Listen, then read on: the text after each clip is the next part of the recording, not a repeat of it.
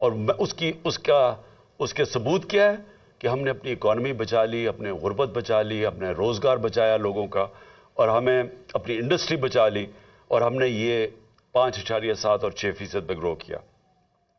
ہماری record remittances تھی، بیرون ملک پاکستانی کو سب سے زیادہ ہمارے پہ اعتماد تھا۔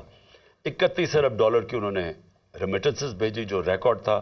نون لیگ کی دور میں 19.6% ریمیٹنسز تھی، ہم نے ادھر سے لے کے گئے 3.5 سال میں 32 ارب ڈالر پہ۔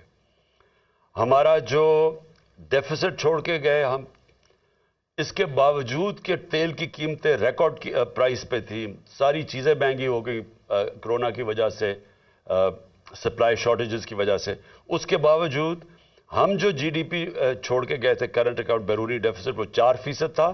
نون لیگ چھوڑ کے گئی تھی 5.8%، جب تاریخی سب سے کم تیل کی قیمتیں تھیں۔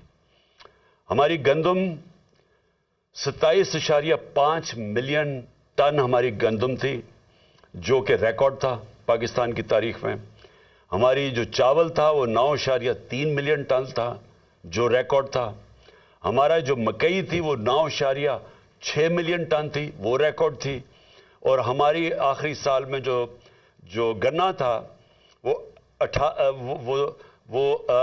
تقریباً 90 ملین ٹن تھا، جو کہ ریکارڈ تھا۔ جو ان کی بجلی کی جنریشن تھی، اب یہ سمجھیں، انہوں نے بجلی جو کانٹریکٹ سائن کیے تھے پاور جنریشن کے نون لیگ نے، اس میں یہ تھا کہ اگر ہم بجلی خریدیں یا نہ خریدیں، ہمیں کیپیسٹی پیمنٹس پہ دینے پڑتے تھے۔ یعنی ایک بجلی گھر کو جو انہوں نے جب ان کو کانٹریکٹ دے دیا، انہوں نے جو سیٹ اپ کیے، اس میں سے اگر پاکستان بجلی خریدے یا نہ خریدے، پیسے پورے دینے پڑتے تھے، جس کو کیپیسٹی پیمنٹس کہتے ہیں۔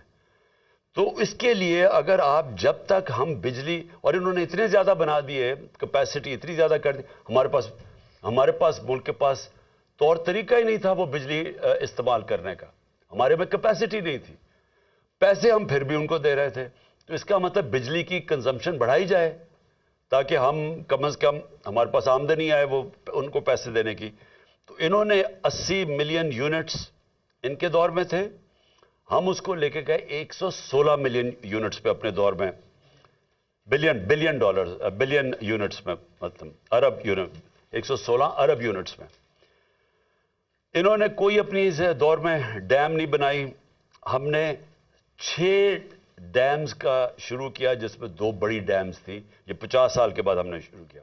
ہم نے ہیلتھ کارڈ کیا، جو دنیا اکنالج کرتی ہے کہ ایک لانسٹ میگزین ہے جو دنیا کی سب سے بڑی ہیلتھ ایشوز کے اوپر میگزین آتی ہے، جو سب سے ریسپیکٹڈ ہے، اس میں انہوں نے ہماری تعریف کی کہ جو پاکستان ہیلتھ کارڈ لے کے آیا ہے، یہ ہمارے سے بڑے امیر ملکوں کے اندر بھی اس طرح کی لوگوں کے لیے، عوام کے لیے ہیلتھ انشورنس نہیں تھی جو ہم لے کے آئے۔ ہمارا جو اساس پروگرام تھا وہ انٹرنیشنلی اکنالج ہوا۔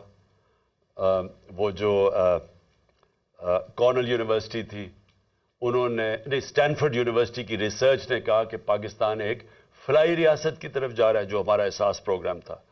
اور ہماری جو بلین ٹری سونامی تھی، جو ہم درخت لگانے کی کیمپین شروع کی ہوئی تھی، یہ انٹرنیشنلی اکنالج کیا گیا۔ یہ بورس جانسن برطانیہ کے پرائم منسٹر میرا نام لے کے یونائٹڈ نیشنز میں تعریف کی کہ پاکستان ایک باقی ملکوں سے آگے نکلا ہوا ہے یہ موسم کی تبدیلی کی فائٹ کے اگینسٹ۔ اور اب میں آتا ہوں کہ ہوا کیا پاکستان سے۔